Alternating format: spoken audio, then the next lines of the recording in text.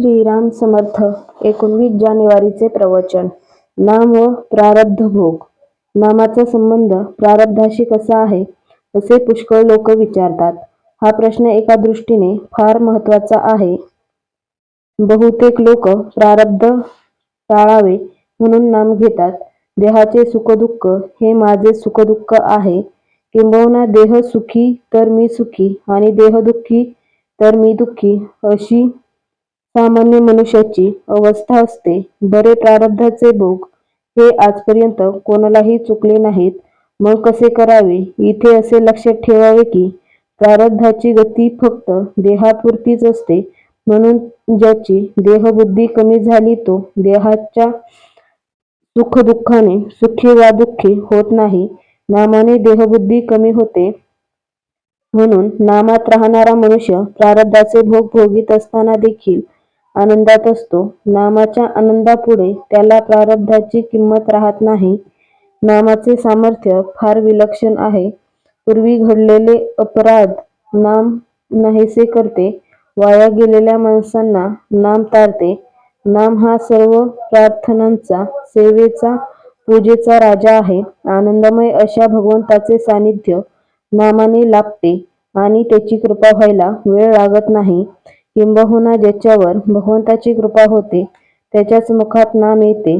सर्व काळी, सर्व ठिकाणी, सर्व अवस्थांमध्ये कोणालाही करता येण्यासारखे नाम हेच एक साधन आहे. नामाला उपाधी अत्यंत कमी असल्याने निरुपाधिक भगवंताशी नाते जोडायला नामासारखे साधन नाही. खरोखर किती प्रकारांनी तुम्हाला मी सांगू. अखंड नामात राहणे यालाच मोक्ष म्हणतात. अखंड नामात जगणे यालाच पराभक्ती म्हणतात. जो नामात अखंड गुंतला त्यालाच संत म्हणतात. नामात प्रेम येणे ही संतांची खरी खूणच आहे.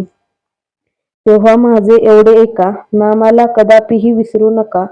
प्रारब्धाच्या भोगांना न कंटाळता भगवंताने ज्या स्थितीत आपल्याला ठेवले असेल त्यामध्ये समाधान माना, पण केव्हाही त्याच्या नामाला विसरू नका.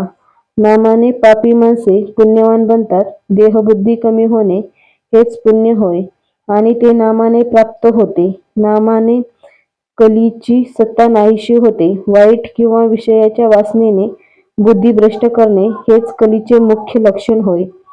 त्याच्या मुळावर घाव घालण्याचे काम नाम घेतल्याने होते. म्हणून नामधारकाला कलीची बाधा नाही आणि प्रारब्धाची क्षिती नाही. नामाने पुण्य शरीर बनते. ज्याच्या अंतरात नाम असते तिथे भगवंताला यावे लागल्याने त्याच्या शरीरात सत्वगुणाची वाढ होते आणि तो पुण्यवान बनतो. देह प्रारब्धावर टाकून आणि आपण त्याहून निराळे राहून जे होईल त्यात आनंद मानावा. भोग प्रारब्धाने येतात असे म्हणण्यापेक्षा ते भगवंताच्या इच्छेने येतात असे म्हटले की समाधान मिळेल. आजचा बोध. भगवंताला स्मरून काम करीत असताना जे योग्य दिसेल ते त्याच्या इच्छेनेच आहे असे समजून काम करावे. जो असे करील त्याला समाधान झालेच पाहिजे.